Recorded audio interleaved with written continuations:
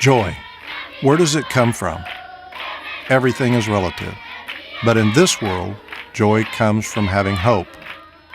And to understand what that means, you have to understand where these kids come from.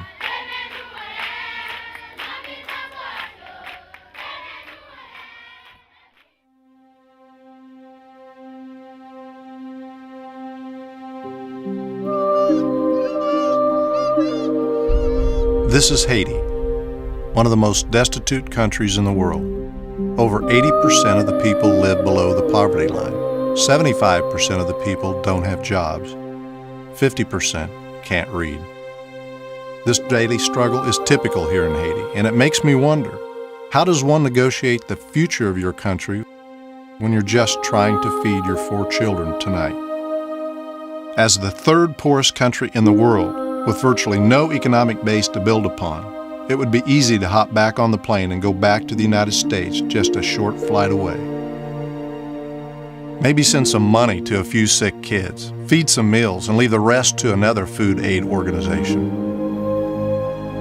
But that temptation is quickly erased as we drive out of hell on earth and towards what appears to be an oasis on the horizon. Instead of naked kids on garbage dumps, we see children with decent clothes, full stomachs.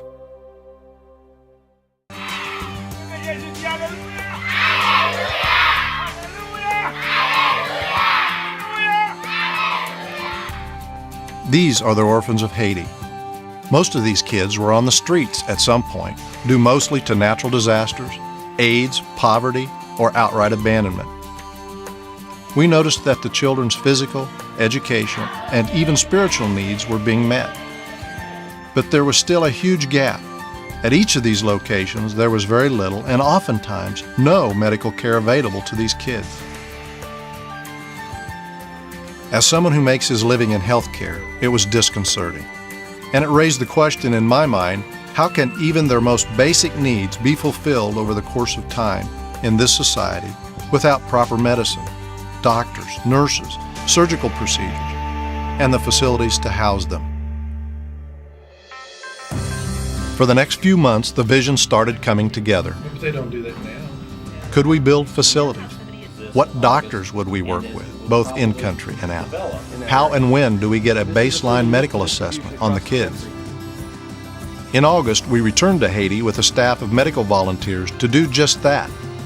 In 2.5 days, our staff of 2 doctors, 2 nurses, and other medical volunteers assessed over 500 children. Food and waterborne illnesses such as parasites were common. Some kids had malaria or typhoid. Others were still feeling the effects of malnutrition.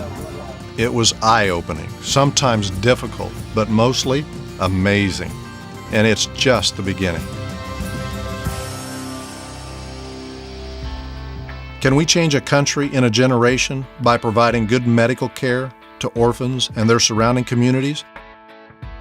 We are just one part of the puzzle that also includes education, housing, spiritual fulfillment, and microeconomic enterprises. It takes all of it, but none of it works without us. So this is my goal, to save lives, to change lives, and to do it over a generation.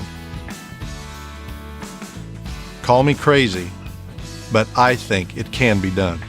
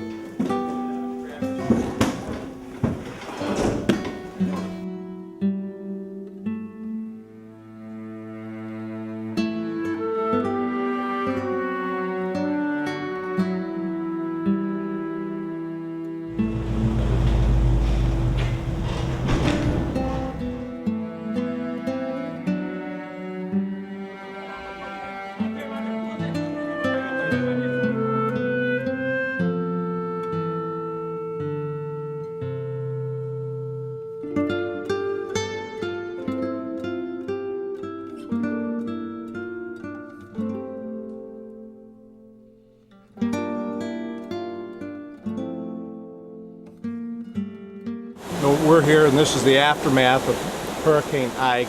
Just 4 days earlier, Hurricane Hannah was here. From what we've been able to determine, that this is about 5 times greater than the damage done by Hurricane Jean in 2004. And the amount of water that came down last night is just absolutely incredible. This is an orphanage behind me. It's not one of our orphanages, but it's another orphanage of one of our associates. And you know, as you can see, the water level is about here, totally destroyed. 90 kids were in this orphanage. All of them now are up in the mountains. None of them were hurt or injured, but just an incredible destruction. Bodies, dead animals, anything you could probably, crops just totally destroyed. They didn't have much before, that's even less now.